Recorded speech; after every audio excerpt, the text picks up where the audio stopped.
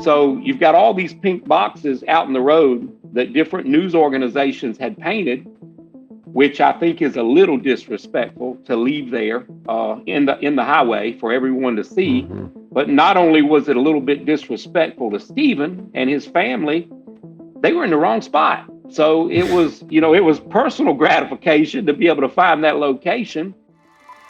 Testimony continued today in the most notorious criminal trial in Richland County history. Dr. John Boyle is accused of killing his wife Noreen and burying her body in the basement of his new home in Erie, Pennsylvania. The 12-year-old son finally took the stand. As I heard a scream, I heard a thud. It was about this loud. We, the jury, find the defendant guilty. When I was 12 years old, my testimony sent my father to prison for murdering my mother.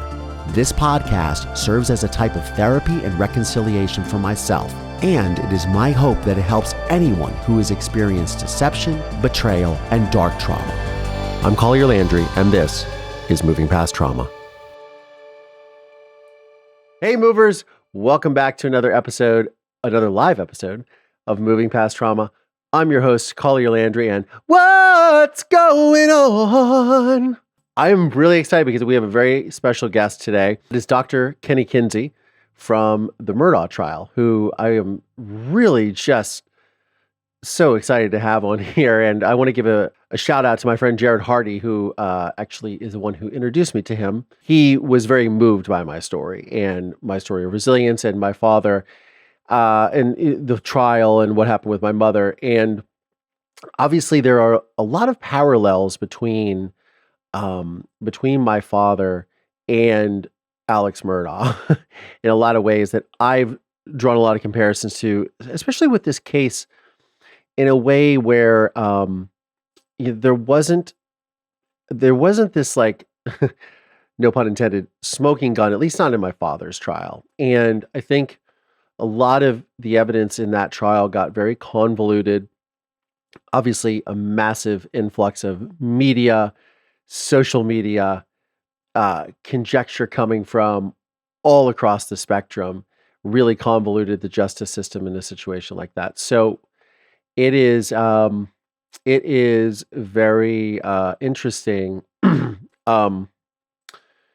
to draw those comparisons, and that's what he and I are going to talk about today. And also, of course, his newfound fame, because before this he was relatively unknown. He's been in law enforcement for 30 years, but he was relatively unknown up until this case, which obviously has gripped the entire nation, which is, why I became familiar with it. There's many two docuseries about the case, and it's pretty interesting. So I am offering a April Tax Day special. If you sign up for a year of the Patreon on either the Hero or Thriver levels for the year, you get a 15% discount on the Patreon. And at the Hero level, which is the $20 a month, you get a free t-shirt, shipping included.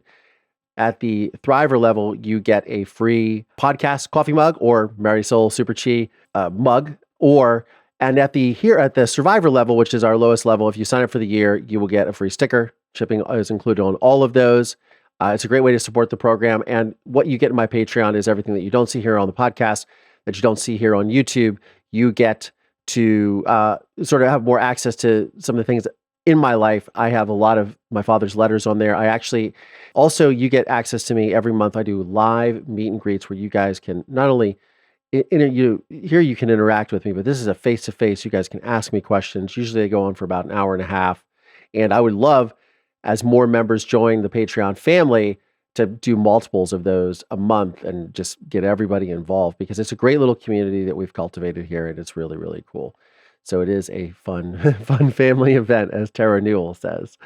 I'm going to be launching other lives and more episodes of the podcast that are specifically devoted to reading my father's letters and sharing some more intimate details of my life. And then every Thursday, we're going to continue having these guest interviews, and it's going to be really exciting. So a lot of really cool content. Your support helps make all of it possible. Thank you so much. I digress on that. Let me take some questions from any channel members that you guys have. I know I had done a post earlier in the members section earlier today, and you guys came through and had some questions. So I'd love to take those before Dr. Kenny joins us. I'm going to Also broke these glasses today. The lens popped out. It's really funny. Merchant memberships, Patreon, and some amazing merch. Oh my, let's get it, sisters. Thank you, Brenda Fisher. Also, when you join the Patreon, you get 10% off merch. So if you want more merch, like Tana bought some merch today, thank you so much for your support. You get free shipping over $50, and you also get 10% off all merch through the Patreon channel as well. And Forgetful Lucy, please hit the thumbs up, everyone, if you're enjoying the live. Please, thank you so much. Hi from Arkansas. Danielle says, I'm sure you looked fine, Collier. Oh, you're funny, Danielle. Lovely glasses. Yes, Black Widow. They're a little janky. These are the janky Amazon reading glasses, 5 for $15. Oh yes. So Mary Hernandez, you saw Tara Newell and I on Surviving the Survivor. Joel and Carm lost her husband. Joel lost his father last week. So they are in our prayers, but they are back obviously doing lives and back in the swing of things. Can't hold them down. Have I, John Swindler? Well, Tana, thank you so much. I'm glad you love the merch. You are a big fan and you love how comfortable the t-shirts are. John Swindler, have I ever visited South Carolina? Yes, I have. So is Myrtle Beach in South Carolina or North Carolina? I'm going to sound terrible. I know that sounds terrible. I think it's in South Carolina. So I've been to Myrtle Beach, and I had quite a time in Myrtle Beach. I mean, like, what do you go on spring break, or I think we went on summer break or something. So, oh Lord, oh Tins Fly, you saw my music video. Oh God, that's like 9 years ago. I did that for a project. That song was actually given to me. I think I talked last week about Billy Ray Cyrus a little bit because I had done music videos for him, and that he gave me that song to sing off a record that he never released. And I rewrote it for guitar and voice as part of a film competition that we filmed on the way to going to a show in Las Vegas, Nevada called the NAB show, National Association of Broadcasters. Which sister did I go to the prison with? That would be my half sister, who is my father's daughter. And it was the first time that we were all together. Tinfly, will you ever tell us about your dad's affair? Yeah, I will get to that more in the podcast, more about my life and more about in the lives that I do and in the Patreon. And again, I'm trying to really figure out a really good arc for this program as it starts to really blow up, more on my personal story and also more on true crime and my perception and mental health and things of that nature that I think are really, really important to me, because a lot of you liked the episode about the tape, which was the interview in prison with the pastor. And that's what I have. I have another two interviews with my father here that I've got to record episodes on. Your emphasis on mental health is so needed, and I am thankful that you want to help others. Thank you so much, John Swindler. I'm going to post that comment. Thank you so much, John Swindler. I really appreciate that for acknowledging that. Looks like I'm wearing my t-shirt. Yes, I am. But this is actually the Moving Past Murder t-shirt.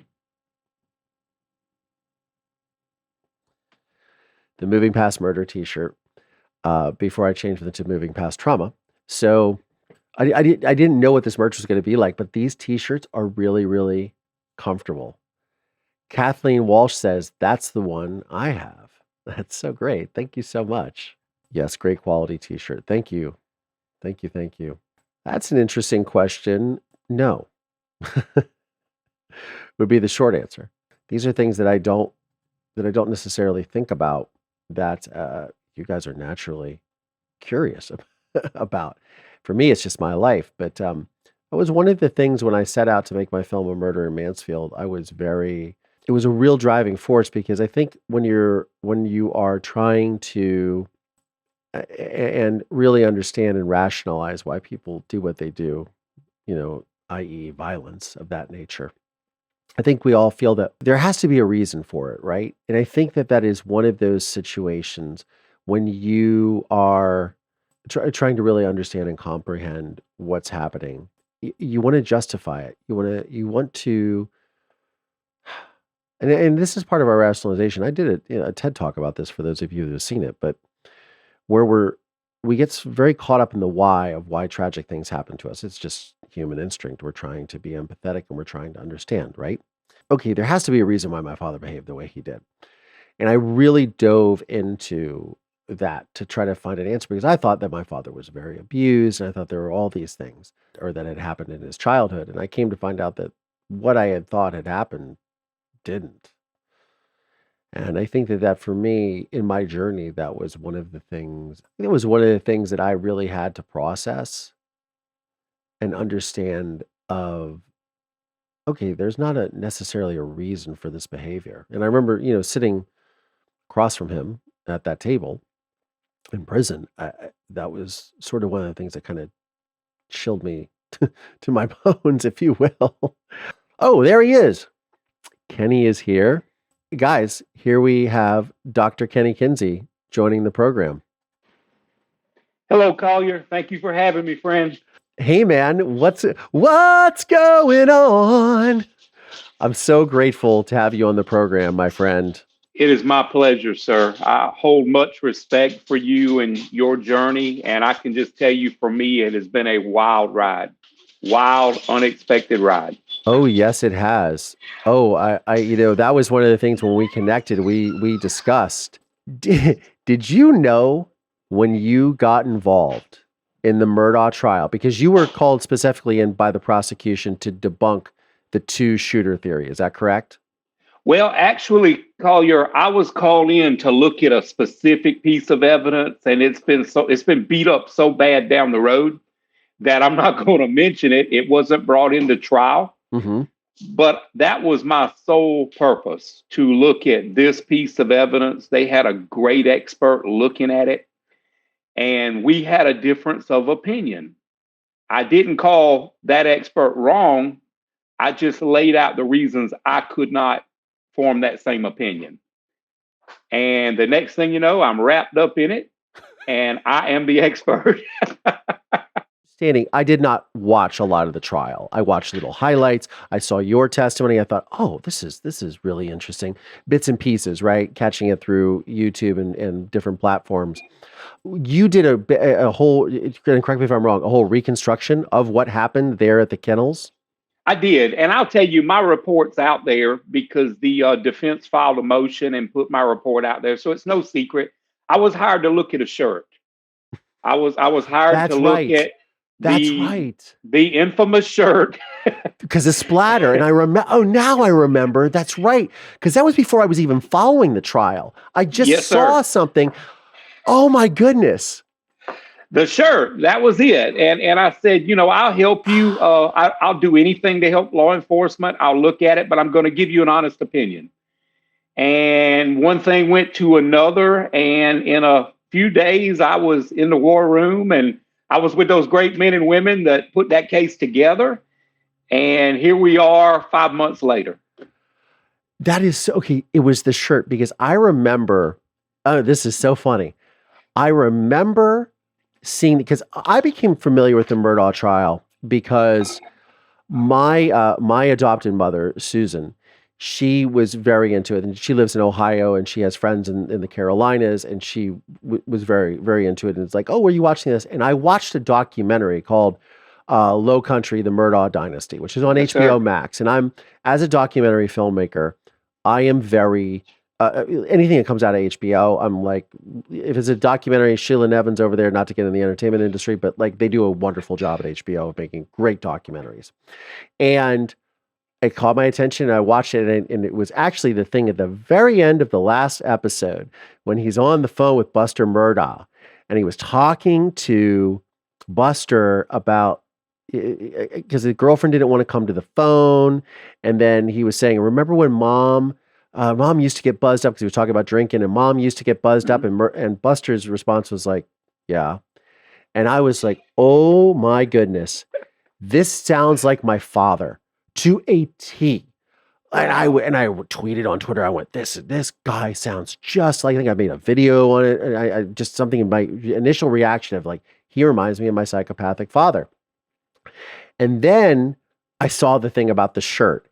and the spray of blood, I believe, is what you guys were discussing, and how it could come. And I just remember going, this is some nonsense, because it reminded me of the concrete splatter with my father's case that was on the wall, which they, when they were down in the basement, that was the thing that was, because the whole basement was redone, right? So my father had buried my mother underneath the floor, covered with indoor-outdoor carpeting, shells, repainted everything. It was that one concrete splatter, and that became a sort of point of contention. Well, how did you see that? What is this? Why did you dig up the body? You know what I mean? With the defense. And I just remember thinking, God, does it always come down to a splatter? I mean, and just the way that the posturing that defense attorneys or attorneys in general do around these things to just completely throw a jury off. And I just was like, it's wild. Well, I was really, really careful, Collier, not to throw any of those original experts under the bus, because I hold them in high regard. Yeah. Why they made their call, that doesn't really affect me. And like I said, I didn't say they were wrong. I just said I can't form that opinion. And I said, these guys are going to tell me to pound sand. They'll never talk to me again. I'll be an enemy of the AG's office and my friends at SLED. And look at me 5 months later. It worked out. I was able to help those guys secure a conviction. And I owe all that to the jury and those men and women that put the case together. But that's a really good outlook of how you behaved, of how you conducted yourself, not behaved, but how you conducted yourself, because you're a professional. You're not going to engage in these, low ball tactics, and you're going to do your job because you also realize that you're going to have to work with these people again. And I think that a lot of times when, in my analysis of looking at true crime cases, there's a lot of vitriol in the public. There's a lot of vitriol with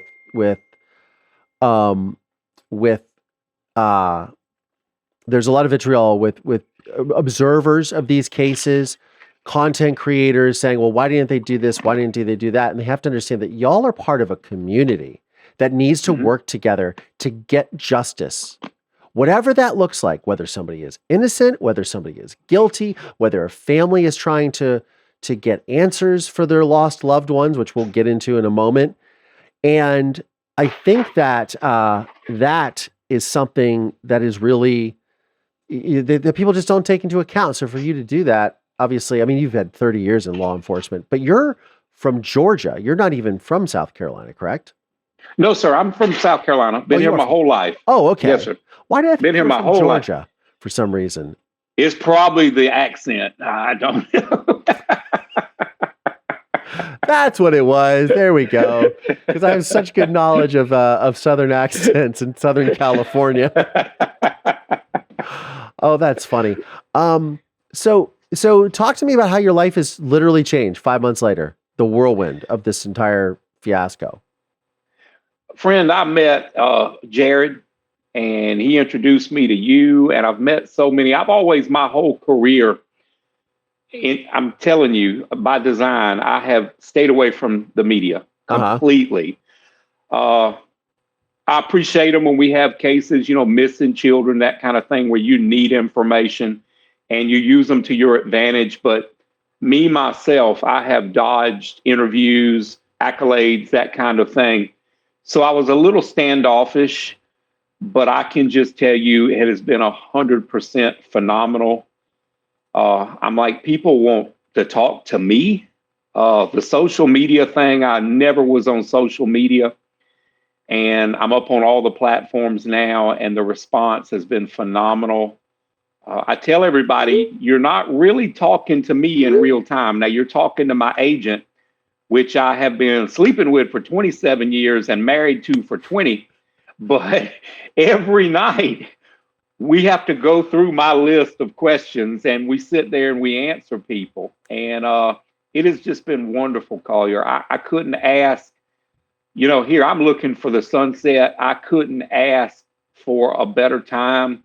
And it's kind of given me a renewed push. I'm ready to go a couple more years, maybe not carrying a badge and a gun, I'm gonna drop the badge part. I'm still gonna carry a gun, but Right. it's phenomenal. I got people reaching out, wanting me to help them, and sometimes they don't want the real answer. I'm just the real answer kind of guy. I can be wrong, but I'm not going to tell you something that I know is wrong. Yeah. And it just humbles me, and I feel honored that a lot of people, as I mentioned in one of my sayings, they don't know me from a can of paint, but they are. I mean, lots of folks, Collier, lots of people. I'm inundated with people wanting me to just look at their cases. And I have lawyers, calling me, wanting to give me retainers. And I'm like, look, I will review your case, but I don't want any money right now.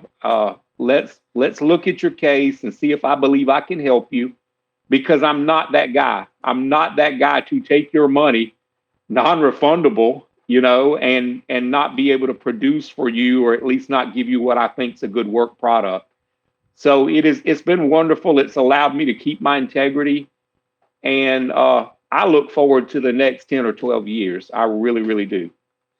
That's incredible. And I think what you just said with the integrity part is, I don't want to get into the state of ethics in the world around us, but that's something when I talk to especially young people, right?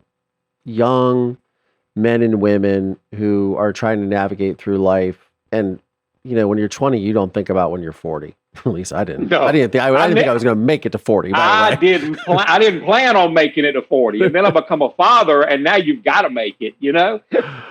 Yeah, I remember just processing my own journey. Like I'd be lucky if I made it to 40. I don't even think I thought that I was going to make it to 30, just of everything that I've been through, right? And just to be vulnerable about it, I suppose. I don't think I've ever said that out loud. But I talk to them about the decisions that you make, how that you need to be able to look yourself in the mirror at the end of the day and at the end of the life. And I think about when I was a child making that decision to testify against my father, going to law enforcement and saying, hey, this is something's up here, and getting that one detective to ultimately listen to me, how key that was, and how I now look back at that and I have no regrets about what I did. And I say to people, and this is very morbid and people will get mad at me for saying this, but if I walk across the street and get hit by a bus tomorrow, I'm going to leave the world with a smile on my face. And not only because of the things I was able to do out of what has happened to me as a child, but also just because I did the right thing. And I'm like, I know that was, and I think so many people lose sight of that. And I think that's what really intrigued me with the Murdaughs. Did you know them at all? I'm sure you had to have, being in South Carolina, right? I have heard of the dynasty, and my mother, she's no longer with us, but she lived in Hampton. She was a police officer. Oh, okay. And I knew who the Murdochs were, and I knew the father. I knew Mr. Randolph. Briefly, I tried a murder case with him in 2007. And he seemed like a great guy. It was quick, fast, in a hurry. I was on the stand, off the stand. They got a conviction. It was over. And I remember going, I've never seen a trial operate this way. I didn't question it then, but it was almost, this is the way it's going to be. If they don't believe you, they're not going to believe the evidence. I was on the stand 15, 20 minutes. I was down. That was it.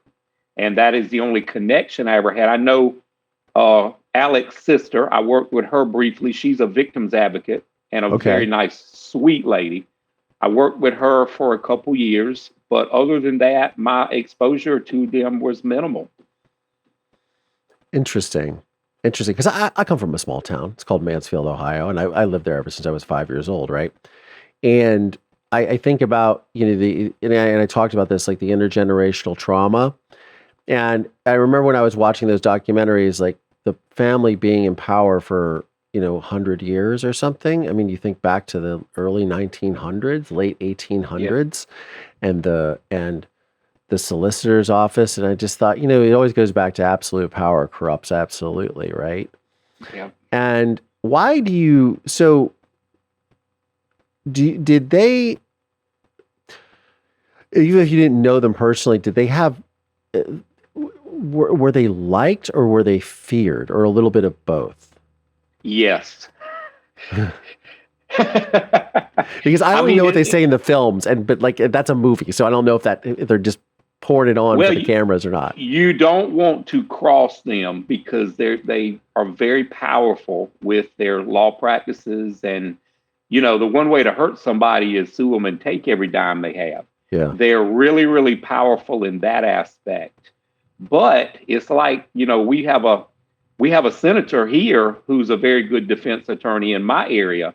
It's hard to find 12 men or women that he's never done a favor for to sit a jury.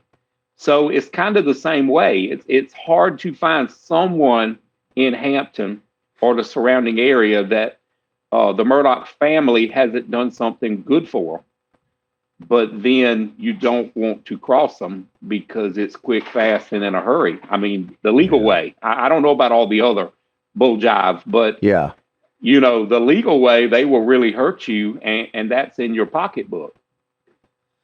Yeah, I mean, if you can hurt them the legal way, why would you go about doing bull jive? They're very effective. Some attorneys sue for tens of thousands. You can look at their record, and there's a lot of awesome attorneys, powerful attorneys that's involved in this whole process. But I'm speaking of them in specifics.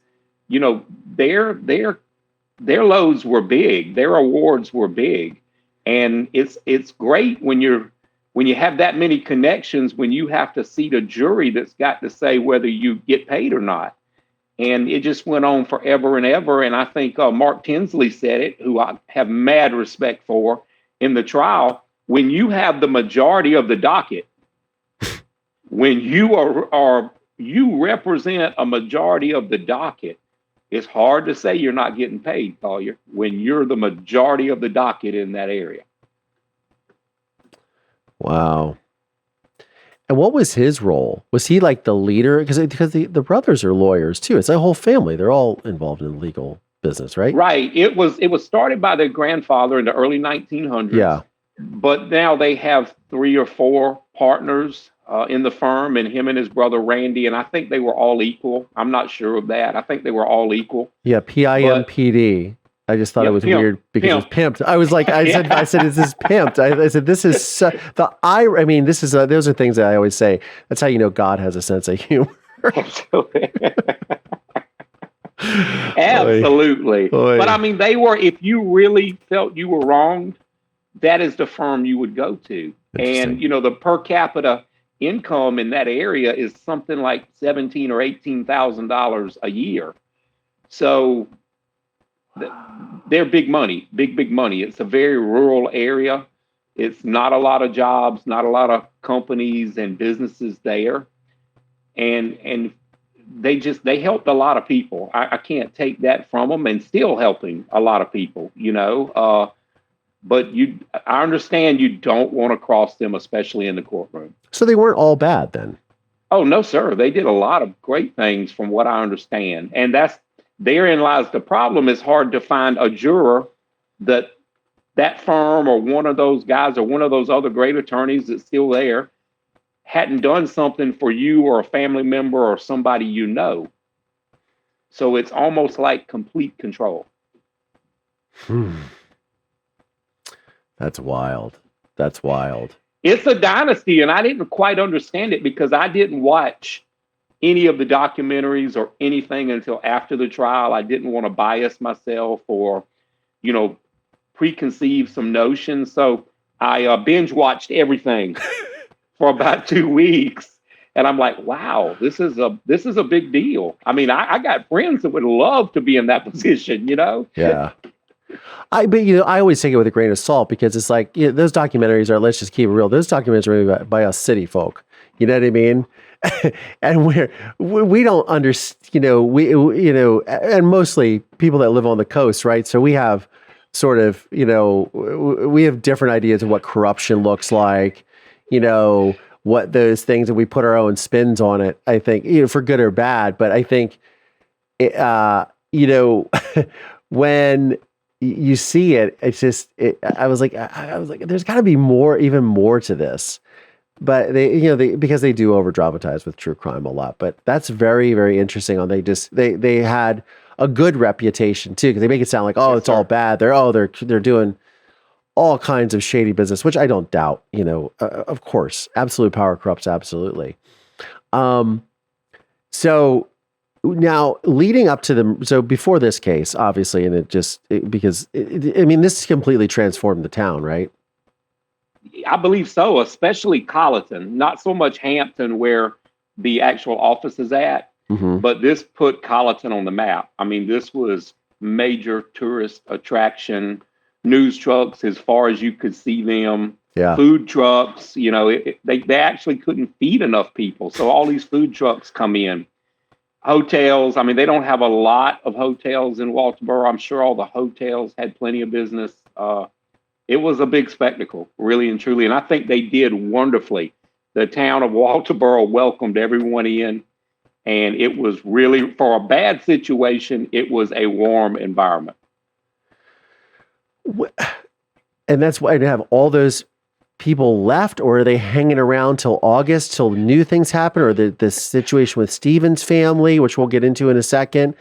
Or did they all just pull out? Now it's like, okay, now we're back to normal. I mean, is it back to normal? I rode through yesterday. I'm actually helping them with another case, not a big case, but I'm helping the men and women down. They're just giving them a little guidance. And I rode through there, and it looks normal. But I bet you let a date come out for the white collar crimes, and the circus is back in town. I can assure you, and they will meet the challenge. I've never seen a small town react that well and ad lib and make everything work. But it really, really was a great place to visit during this spectacle. Yeah, then you think about you got to tell Creighton Waters too. I got guitars behind me; he can play. I put that on the list. I'm looking over your shoulder. I'm putting it on the list. Yeah, I would love to speak to him. It's so funny because I saw him playing guitar. I was like, "Is that the guy?" I'm like, "Oh." And as a musician, I went to music school. I'm like, "Oh, that must be just feel so good to be done with this trial." Just be like, I just want to jam out and just not think about anything right now. Collier, I was with him so many nights down there, and I can't tell you the wild, mad respect I have for Creighton and A.G. Wilson. But Creighton, as Mr. Wilson said, was the guy in charge. And I can't tell you how many nights I spent down there, beating different theories and working on presentation and that kind of thing. And he always had 2 or 3 guitars sitting in the corner and a little amplifier. And I said, "Dude, are you playing these?" He's like, "Every chance I get." Well, I spent hours and hours and hours with him, and I never seen him pick one of them up. So when I seen the video circulating, I said, he really can play. Yeah. He's really pretty good. Oh, yeah. Say he's been playing since he was 15 or something. Oh, yeah. He's a wild man. He is a wild man on the strings. I saw him, video of him at St. Patrick's Day Festival here in Columbia, South Carolina. He is ready for the big time. He's awesome. That's so cool. Obviously, this was probably was this the biggest case of your career? It was the most publicized case. I wouldn't say the biggest. Yeah. I've had numerous double homicides, and I've had, connected people and help. You don't always get the same homicide with a serial killer, but me and my teammates at SLED have worked, homicides due to a serial killer. So I wouldn't say this is the biggest one, but it's definitely the most publicized. So for you, what was the most personal case, if you wouldn't mind sharing? Children. Yeah. Children tear me up, and they say God will only give you what you can handle. Yeah. And I can say, Collier, and I want to go on the record, everybody thinks I've worked 850 plus homicides. That's not true. And I testified 850 death scenes. Some of them's accident, suicide, unexplained, homicide, but only about a dozen children. And out of all those numbers, and I am so thankful, that I was able to handle it. It's always tough when it's a friend. I've worked several suicides for friends, Several police officers that I knew. Those always touch you, you know. Suicides of law enforcement, like law enforcement? Oh, yeah. candidates? Yes, sir. I've worked law enforcement suicides, and I've worked just general friends that weren't in law enforcement that, you know, at one time or another had told me, I'd never do that. If I do it, you investigate it. And I did. And when I did, they did do it. So, I mean, I've come to understand that fine line that we all walk. And it may be chemical, electrical, hormonal, whatever, but any of us can step over that line at any time.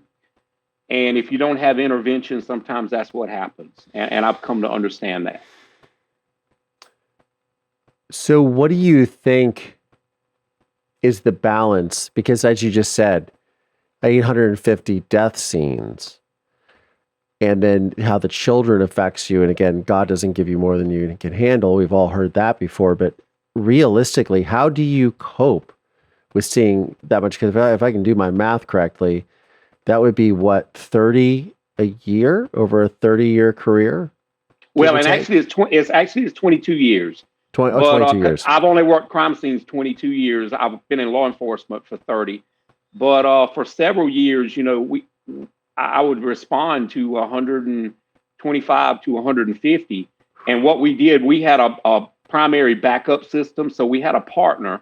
And this scene, you were primary, and that means you do all the politicking and all the decision making. And the partner, the backup, is your gopher. You know, we call it something else that starts with a B and ends with a CH, but that was your gopher. And then the next crime scene you would swap. So if something happened to one of you, you were both involved. And I actually had a partner that was very near and dear to me who passed away from an illness. And I inherited all of his scenes that I've worked with him, but I inherited them all. And up till about 2 years, I've been gone from SLED 12 years. And up till a year or two ago, I was still testifying for my buddy Bruce. So, wow. You know, it works out, and it's a good system because if something happens, as long as nothing doesn't happen to you two together, you've always got someone that can hold that integrity and testify to that evidence. So I did, you know, several years, 100 plus in a row, 4 or 5 years. And then it was, you know, like you said, you know, 30 here or, you know, 25 here or whatever. But, and one year here in my county, we had close to 30 homicides, and for every homicide, we had a suicide. And then for every suicide, we had 2 to 1 industrial accident. So, I mean, you add them all up, and I didn't really keep a list. I just update my CV every once in a while. And it could be way more than that. I don't know. But some people said they had an expert that was a consultant for one of the shows. And I'm not kicking him in the knee, but he's been in the business 24 years, 12 years as a civilian and 12 years as law enforcement. And he had this wild number up in the 20,000s. Wow. And I said, I asked the producer for this particular show, I said, do you realize that is a crime scene every day, 7 days a week for 24 straight years? I said, that's not possible. Many crime scenes last 3, 4, multiple days. You have to have downtime. Those numbers are not possible. So I've always tried to keep true numbers, and I'd rather undercut them than, you know, fabricate or overcut them, you know, overproduce them. But you got to look at a person's numbers. And when I talked with that producer, she said, wait a minute, let me do the math. And she come back, she said, and this guy's younger than me. She's like, yeah, you're right. Those are numbers. I said, and that's like a sheriff or a police chief claiming the homicides that happened in their department. You know, I worked one of the big cities, Chicago, I worked 700 homicides last year. No, you really didn't. Your men and women worked them, and you're using that number, you know, in your resume. And I'm not blaming them, but my numbers are true numbers. Boots on the ground, you know, hand sanitizer afterwards. My numbers are true numbers. Wow. That's interesting. Well, hey, I guess it's true to form in all aspects. It's all very political and all about man. Yes, sir. That's wild. So, speaking of cases again with children, you are now, well, actually, let me ask you something. So you said you left SLED 12 years ago. So what are so you were a part of SLED, and just for those of us that I'll let you explain, what is the difference between SLED and everyone else? SLED is the South Carolina Law Enforcement Division, commonly known by the acronym SLED, and it is our state police. It's our version of the state police. It's like the GBI in Georgia or the SBI in North Carolina. They handle all the counterterrorism. They own the only police laboratory in South Carolina. Well, no, we have a couple more. They own the state police laboratory. They're an accredited agency, hundreds and hundreds of men and women, and they are assisting agency. They're the ones that put out the flyers, and they run the all the computer programs, NCIC, that kind of thing that filters down from the FBI.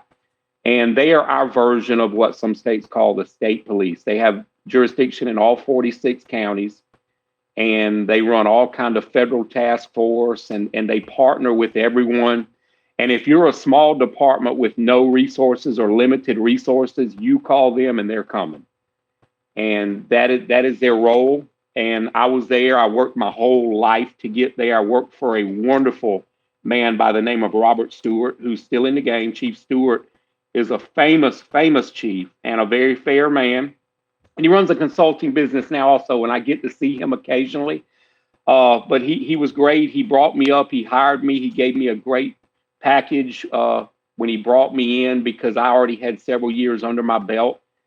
And it was just phenomenal. And then came the stock market problems and the economy of 2009 and 2010.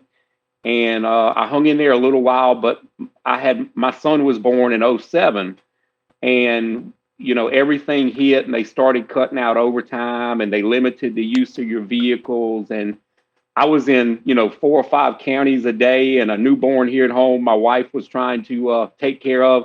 And I had missed all that time with my daughter growing up, and I said, I can't do it again. So I came back home, and opportunities opened, and then my sheriff decided to run for office, and he asked me if I'd come back. And I thought about 5 minutes. I've worked for 4 sheriffs, and 2 of them ended miserably for the sheriff.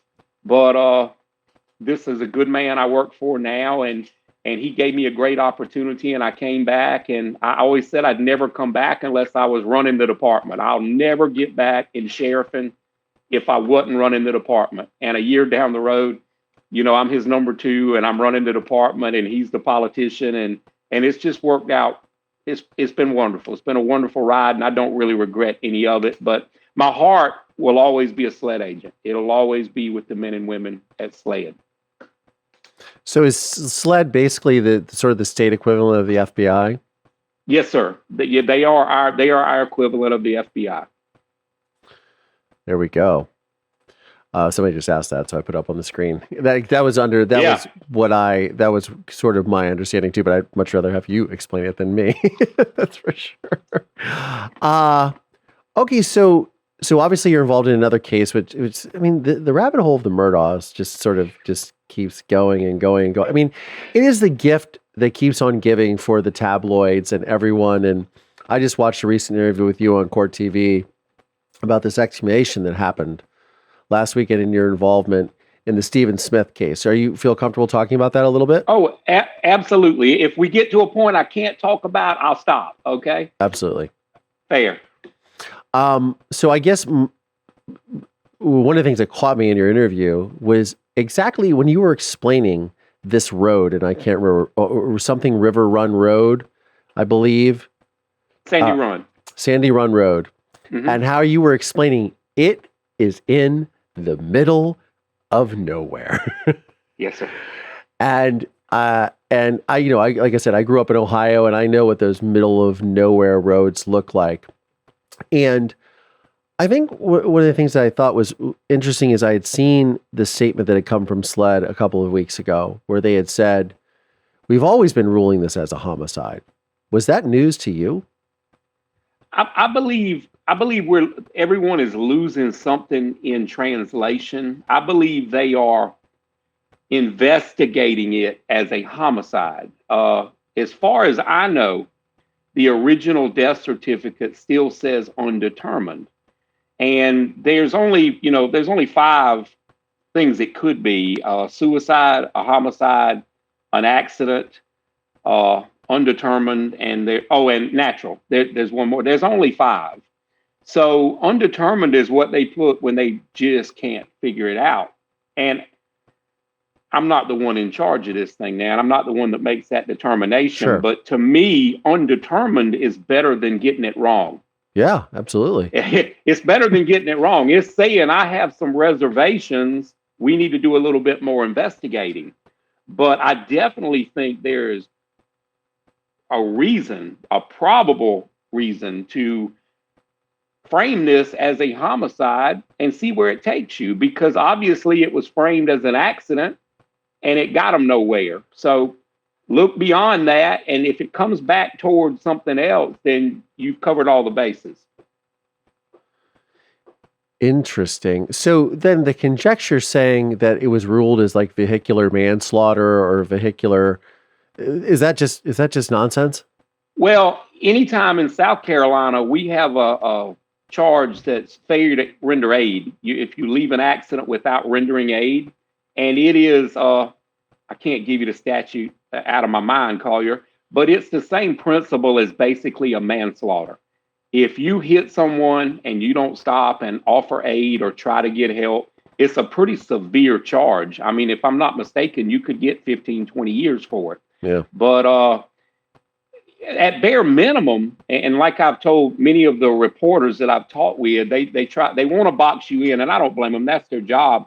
Yeah. I'm really not going to say, what I believe, because if I believe I have let the Smith family down, I've got to go in here with an open mind, and I've got to consider everything. Yeah.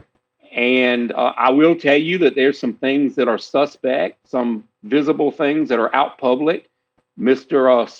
Smith's positioning in that road you mentioned, the lack of damage to his clothing, his cell phone in his pocket and it's not busted up. I mean, those are things that I broke mine on the office floor.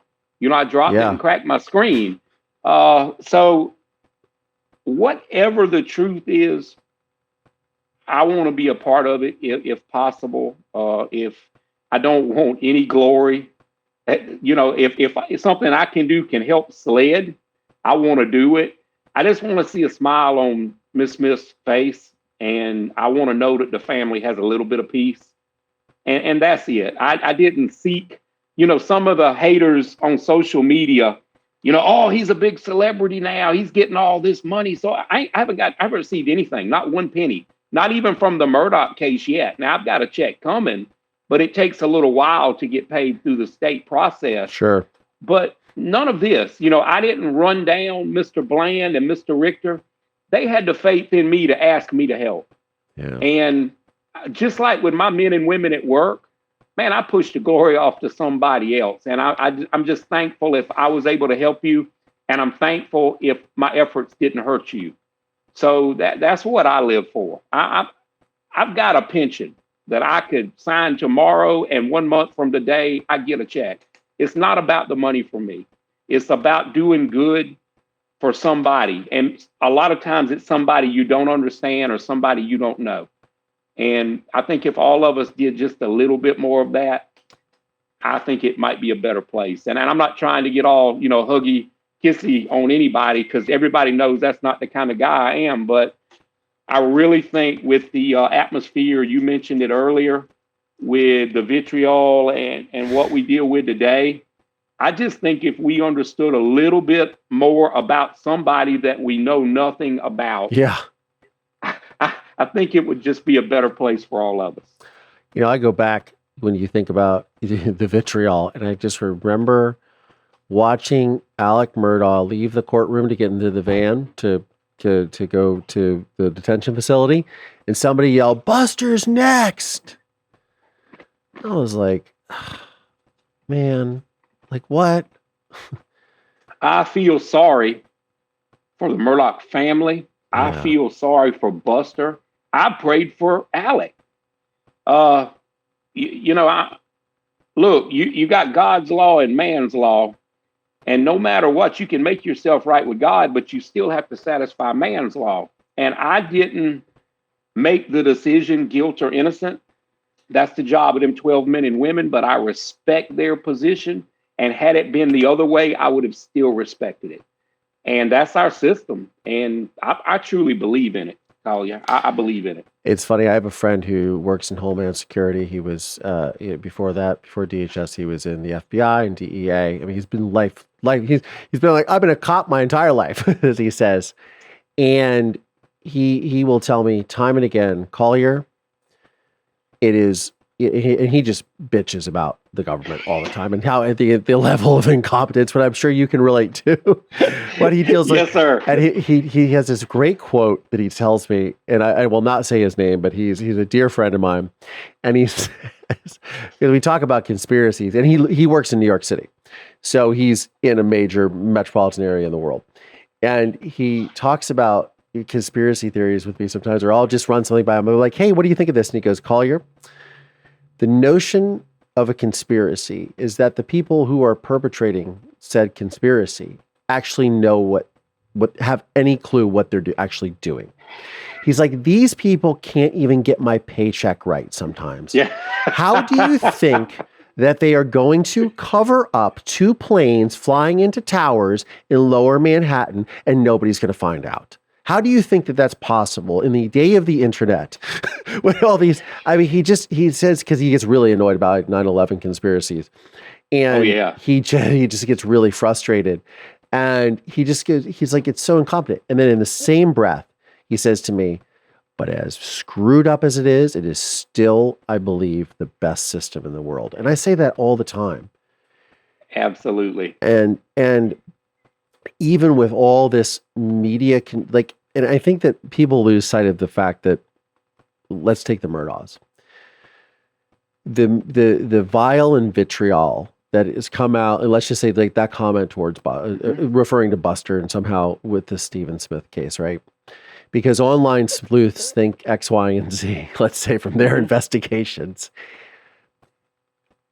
That type of conjecture and that type of propaganda actually works in other countries. Right. And that's what people don't seem to understand. That's really scary. And I interviewed Amanda Knox a few months ago on another project, and obviously her whole ordeal, and just in Italy, and there's a lot of people that are very polarized. She's a very polarizing figure, I understand, because of the media conjecture surrounding that case. But the Italian court had already arrested, tried, and convicted a man who said that she had nothing to do with it, who committed that murder of Meredith. And I think she was convicted 2 or 3 times, or they tried 3 times. After. So she was convicted a year and a half after he goes to prison, mind you, for the murder, with her boyfriend. And then they retried her and convicted her again, and then did it again. And then she was finally exonerated. And I use that as an example. And she was in prison for 4 years.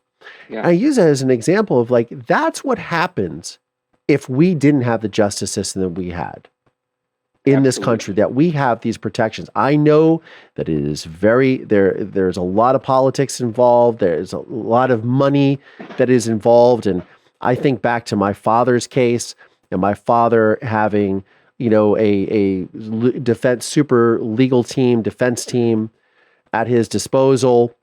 And I think about what that could have looked like in, let's say, the O.J. Simpson case, where he did have the highest powered lawyers in the country defending him.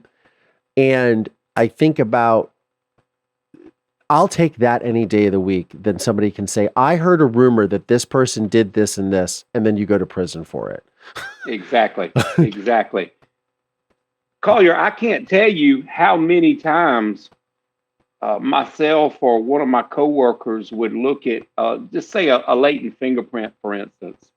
You never know where that print's going to go. But if it doesn't meet a certain standard, you're sure that is Kinsey's print, but you don't quite have enough to call it. The tie always went to the runner. Always. Well, we're not going to call that. That's the system that I know. I read and see stories about other systems where people have been hemmed up, and there's no doubt they're bad police, just like they're bad prosecutors and doctors and lawyers and every segment of our society, because police come from our society. And we don't have a perfect society, so why would we expect all of our police to be perfect? But what I do know is the majority of the men and women, it is still the most honorable job, in my opinion, in existence. And if you look, we spoke on the phone a month or so ago. If you look at the 20 to 30 documented citizen contacts a day with every man and woman, 700,000 plus, every man and woman in this country, the citizen contacts they have every day that don't end bad, where they don't have to shoot someone, or they don't take a life, or they don't plant evidence. I would still challenge anyone to check those statistics, because it's still an honorable profession. Yeah.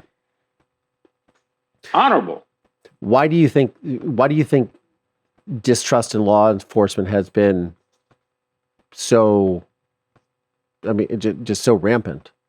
Man, we've done some bad stuff, Collier. We have, we haven't made it easy on ourselves. And you got one bucket of bad apples, but because of social media and not just social media, but technology in general, you're fed that all day. You're fed it all day. So, and this is what I lecture on, if I may. Our marginalized members of our marginalized communities are scared of the police because they've seen us do some bad things. You can't dress it up. You can't put lipstick on it. It's still a pig. Yep. Period. And it's bad. And then you've got the increase in ambush deaths of police officers. I'm not sure the current numbers, but between 2011 and 2015, when I did my research, it was 87% increase. Wow. So you've got the marginalized community that rightfully doesn't trust the police. And then you've got the police that are jumpy because they're dying. And when you have crisis or conflict, it just does not end well. It doesn't end well. And so I don't think either one of them as a whole are wrong. I just think we've got to find another way. I tell people, look here, get paid. Cut your video on your phone. If you come across that guy, videotape it, get an attorney and get paid. Don't get dead, get paid. If he's a bad police officer, there's nothing that good cops want to do worse than get bad cops out of there. But across this nation, Collier, I believe this with every DNA cell in my body. Across this nation, the men and women that carry badges and guns are, for the most part, good. They're for the most part good. Yeah. And if I didn't believe that, I couldn't do it anymore. I just getting a sense of knowing you as briefly as I have, I would believe that. I would go to the other side if I didn't believe that. Yeah. The dark side. The dark side. So let me ask you a little bit about this Stephen Smith case. So you're Yes, brought on, and this is again, it sucks. And when we were discussing about Murdaugh's conviction, one of the things that you and I touched upon, and we'll get to Stephen in a second, sorry, but is the addiction aspect of all this. And how you said when that judge said to him, I don't believe that you committed this crime. I believe that it was the person that you created. Mm-hmm. Do you think it was drug fueled? I believe drugs were part of the equation. But if you look at the amount of money and the cost of the drugs, it's a big deficit in there. It's a whole lot more things that maybe weren't uncovered or maybe wasn't brought forward. But I don't believe a person on that much medication for that long could do the stringent legal work that Alec Murdaugh did. I don't believe it for a second. I believe there were probably times, rough spots in his life where, he dealt with that issue, but I don't think it was a 24/7 thing. The addiction wasn't a Right. 24/7 Yes, thing? sir. Yes, sir. I do not. Oh, so you think there could have been times, but he was straight. I do. Yes, sir. I do, or at least the addiction was minimal or under control. Interesting. Because criminal too, but I mean, civil work is really, really tricky. And like I said, he was very good at it. It's not an attorney that will tell you that his skills of persuasion and selling a point, he was top shelf. And you just can't have those kind of results if you do 340,000 oxys in a 12, 14-year period of time. You can't be. And not only that, it's toxic after so many an hour. So I just don't believe it. I don't know what the jury thought. I never heard their perspective on it, but I didn't believe that. Why do you think he did it? I believe his world was, now I'm going to preface it with this. It really, to me, it doesn't matter why he did it, but Sure. I will say I formed an opinion. I believe his world was coming to an end. And I do believe he loved his family. And I believe he was so embarrassed that he had ended the legacy, really and truly, because in the next day or two, the whole world was going to know that he was stealing and that he lost his job at the 100-year-old law firm that his great-grandfather, started. And I think the people that he was most scared of embarrassing was his family. And how it went down or why it started, I don't know.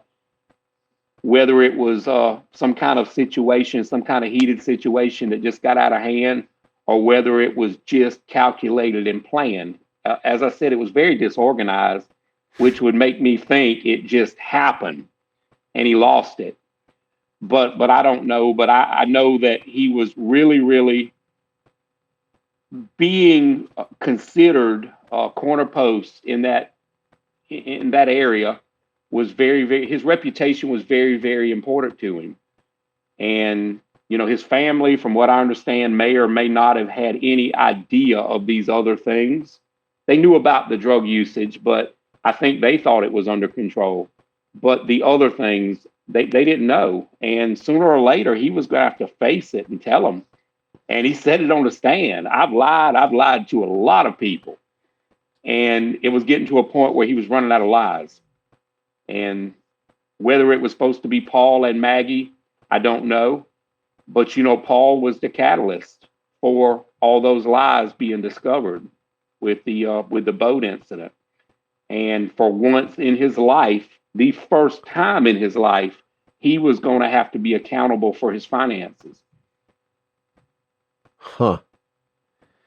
Yeah, I think that when you and I talked about this early, on the phone the other day, when I look at my father, for example, I just go, you've a pregnant wife who's almost 30 years younger than you. You have you're now about ready to make all this money, $300,000 a year in 1990 is a lot of money. Ooh, yes, sir, lots. And he was only going to have to work a very minimal amount of hours because he was starting this practice. But I just think, what did you have to gain? You had everything to lose and nothing to gain. And I think in my father's case, the world was collapsing upon himself. His own perception of himself, his world was collapsing. Where you look at Alec Murdaugh, am I pronouncing it wrong? Is it Murdoch? Murdaugh, it's Murdaugh. It is Murdaugh. Okay. I don't know where Alec come from, but that's what they call him. I mean, it's clearly spelled Alex, but I don't know. They're a little bit more south than I am, so I don't know. They have heavy accents for sure. Anyways, yes, sir. It feels like in the case of Alec, is his world was squeezing in around him, and my father, and it was squeezing his own world. Because he was trapped in his psychopathy and narcissism. Like, my wife's not going to get away with divorcing me. I'm going to take her with me. and I'm going to get everything that I want in life. Whereas Alec was like, I'm so desperate. Yeah. And and that's why I think I went back to the drug thing too, is because it was just he was so sloppy in the end. Mm-hmm. Just so sloppy. I'm like, this is some drug nonsense. This is some drunk bull jive, as you say. Yes, sir. So when I draw parallels into that case, there's obviously a lot with my father, but this Stephen Smith scenario, and I tell people a lot of times, because they'll say, well, this happened years ago. How can the family be patient? I was like, sometimes the justice system works in reverse. You got to go with what you can get, and then you can start to reverse engineer everything back from there. One of the things that really, really struck a nerve with me, or a chord with me, was the fact that they exhumed Stephen Smith's body last weekend. Mm-hmm. This is the body had been laid to rest, 8 years ago now? Yes, 7.5 years ago? Yes, sir. The same thing happened with my mother. So in, I believe it was 1994 or 1995, I had gone, there was an autopsy was produced, and my father was trying to get an appeal. And obviously my father was very good at manipulating me, but I had a lot of questions where I thought, my mother's eye color was different. The weight was different. The height, there were certain measurements that were different. And I thought, there was an investigation in a newspaper. And I thought, I think I need to know for my own peace of mind whether this is my mother or not. And I authorized the exhumation of her body so they could redo an autopsy. Now, obviously it was her body. I gave DNA, as did my mother's sister, and it was her body. But I had been so twisted around by my father at such a young age, because even though I had maintained contact with him and through letters and things, and even though I had my adoptive parents protecting me from this, shielding me a little bit, I was still very twisted up inside and really trying to come to terms with what had happened. But I authorized that. What does somebody who, after all this time, what do they hope to gain from something like this? Well, there was so many, you're from a small town. Yeah. Most stories have a little bit of truth, and they just breed tentacles and they go in every direction. So the purpose of the second autopsy was to either include or exclude what the first pathologist, there was some riffraff between the pathologist and one of the investigating officers. And we're all human. I'm not even going to speak. Maybe pathologist had a bad day. Maybe the officer had a bad day. But some things got documented about the location of Stephen and why she made the determination that he was killed, by a vehicle versus pedestrian accident. And so that started the answer that was documented in the report, I guess, fueled some rumors. Then all the things that you and I talked about, the clothing, the location. And I'm going to tell you, you're right. This is in the middle of nowhere. The mailman probably only delivers there twice a week. That's how far out this is. And it's dark, Collier. It's dark. Yeah. There's no ambient light at the time. The pines were really, really high on one side, and there was some kind of crop in the field on the other side. So unless the moon was right above, there probably wasn't much moonlight. And all those things rolled into one. So the purpose of this autopsy was just to, number one, you've got not just a pathologist and maybe a assistant. You had 2 or 3 very, very reputable pathologists and anthropologists, and you did it all under chain of custody. So Mr. Smith was treated very, very professionally, and he was taken to a neutral area out of state, and they performed a complete autopsy. And I'm sure that, I'm not that kind of doctor. I've got post hole digger after my name, but they're medical doctors.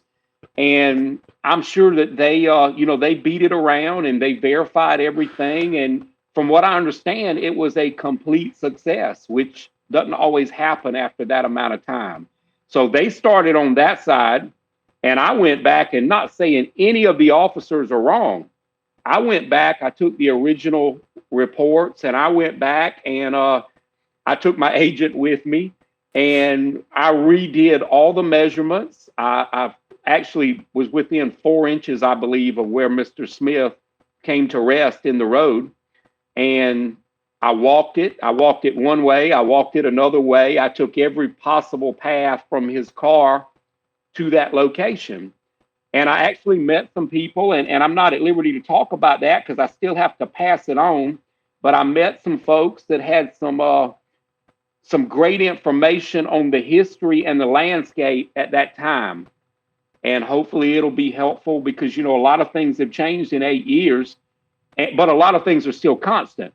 And you could look into Horizon. One of the things I use satellite imagery, and I use Google Maps. And one of the things that I honed in on, and a lot of people don't think about this, but a pine tree grows from sapling to mature now in 22 years. Yeah. And I may be off a year or two, but real fast. But your oak trees and your hardwoods grow really, really slow. So I was able to identify some hardwoods in the Horizon, and I used those to triangulate my spot. And then when we found the GPS marker on the power pole close by, it was like 4 inches off. So you've got all these pink boxes out in the road that different news organizations had painted, which I think is a little disrespectful to leave there in the highway for everyone to see. Mm-hmm. But not only was it a little bit disrespectful to Stephen and his family, they were in the wrong spot. So it was personal gratification to be able to find that location. And then we just worked backwards. And when we walked 2.8 miles this way, we'd get back in the truck and measure it. And then we'd measure it out the other way. And then we walk that way. And I think I'm still working on the report, but I gathered plenty of information to verify a lot of the facts of the original report.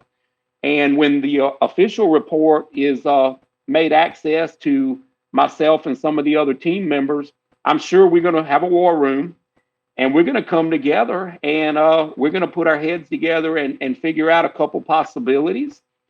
And then we'll include or exclude those. And if we're led down the wrong rabbit hole, we will exclude it and we'll get back on it. And I really am excited at the opportunity of giving the Smith family some answers. Yeah. I'm telling you, you couldn't give me a $100 new pony. You couldn't give me a new pony and make me happier than the opportunity to give them some answers after so long. Yeah, it's closure is a funny thing. I've had to learn that in my life. I thought, I mean, look, I went as far as making a documentary with a 2-time Oscar winner about trying to find closure, right? And I think you end up finding that the real closure isn't necessarily in getting the answer to that question. It's the journey of trying to find that answer and then making peace with what it is that you find. And you're just so right. The peace, I know, and Mr. Bland and Mr. Richter, they are phenomenal law firm and law partners. I know that some of these answers may be hurtful at first to Miss Smith and the Smith family. I know that. And I just pray that, it will help them in that journey. It will help them finish that journey because they have been fighting for 8 years, just screaming, somebody listen. And I just pray. And like I said, no one's ever excited about trying to get answers for a family that lost a young son that they love very much. But I'm as excited as you can be for a bad situation to try and get them some answers. Absolutely. Well, you can tell them you have my number. You tell them they can call me on background. They don't need to be on this program. Yes, sir. I can help them just with finding that piece, or offer my sort of insight onto that because I wouldn't wish on anybody, man. It's a lot. Can I say something, Collier? Yeah, And of it's a course. personal thing. You know, you and I've been speaking now for a while, Sure. and I thank the Lord above that Jared put us in touch, because man, that dude, we have quickly became friends. And I feel the same relationship with you. Oh, You thank have every reason in the world to be organically messed up.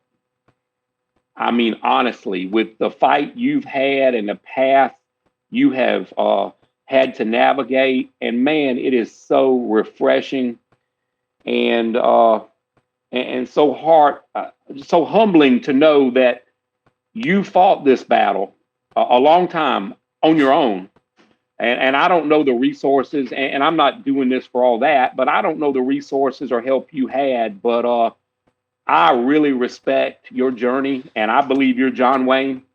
I mean, I really, really do, to do what you did. And look, you're a little bit younger than me, but man, I respect the fool out of you. I really, really do. And I just God bless you, and I thank you for what you do. I truly do. Thank you. Yes, sir. Yes, sir. Well, I mean, this is that would be why I do what I do, right? That's it. Yes, sir. That is it. That is it. Yeah. Anyways, a couple more questions just from our audience, and I'll let you get back to your evening with your agent. John Yes, sir. Swindler asks if you please ask me if you're going to be involved in the boat crash case in August in Beaufort. No, sir.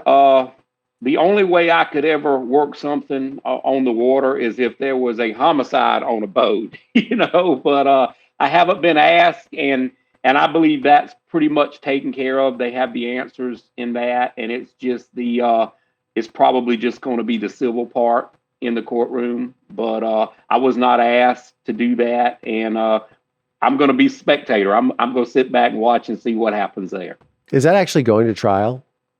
I believe probably. I don't really know about the civil side because it's so many settlements and so many different attorneys fighting for their clients. So I'm not really sure, but I've heard rumor that it may, or it may, and it may be real soon. So is it posthumously charging Paul? Well, it's not the criminal part. It's the civil side. It is the civil side. Yes, Okay. yes, or I guess going against the estate, the insurance companies, and that kind of thing. But like I said, Mr. Tinsley is a bulldog, and I got mad respect for him. So we're going to sit back and we're going to be a spectator and a supporter in this one and see what happens. That sounds like a great plan, actually. So what is, looking for a few more questions here from people, but what is I mean, thank you obviously for doing what you're doing with Stephen's family, because that's incredible. And that young man, at least they just deserve that peace. What is next for you outside of all of this? Like just Kenny and the agent. Well, I'm going to be a granddaddy in July.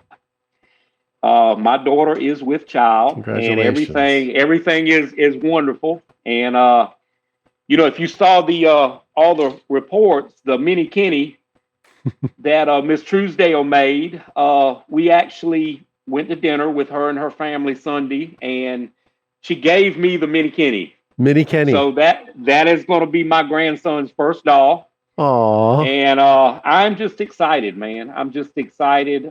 Family's growing, good times. Thinking about a retirement opportunity from carrying a badge, and we still going to work for people. And like I said, we mentioned haters earlier. Some of the haters say, "Oh, you shouldn't say victims." Well, it's victims whether they're seeking justice or whether they're wrongly accused. So when I can't say I'm going to work for victims anymore, I'm going to sit on the front porch and hunt and fish forever or until God takes me home. But right now, man, my family and I are traveling, and we're doing some speaking engagements. Going to be out in Alabama in October for the Attorney General's Conference. I'm speaking to a coroner's picnic in April, and then I've actually got the South Carolina Legal Investigators Conference in Myrtle Beach in May.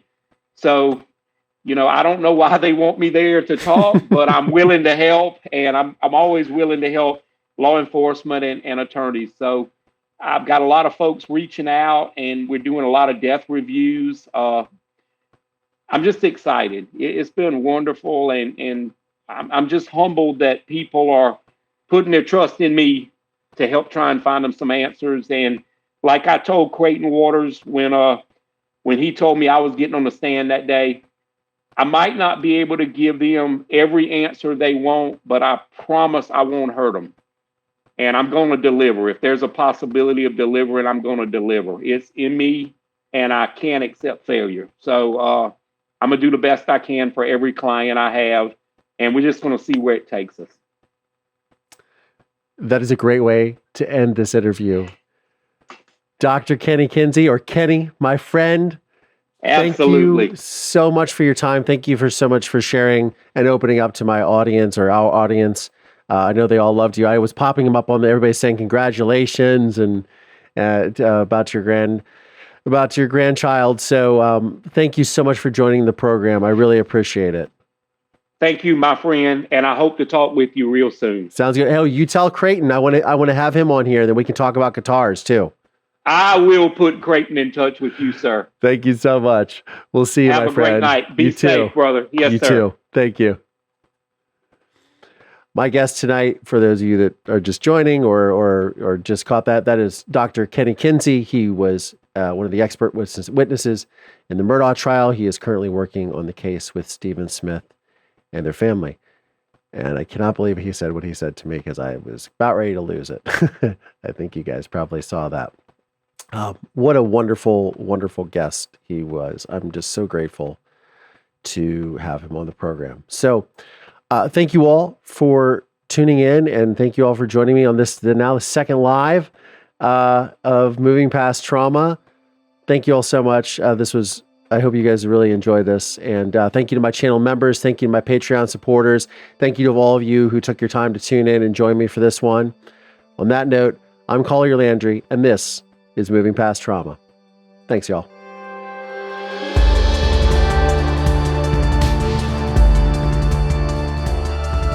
This podcast is made possible by support from listeners just like you.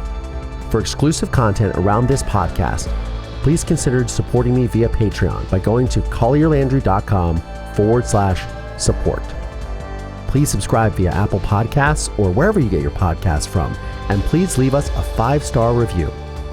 If you want to see video episodes of this podcast, please check out my YouTube channel at youtube.com/collierlandry. You can find links to additional resources in the show notes of today's episode. This podcast is a production of Don't Touch My Radio. Copyright Collier Landry.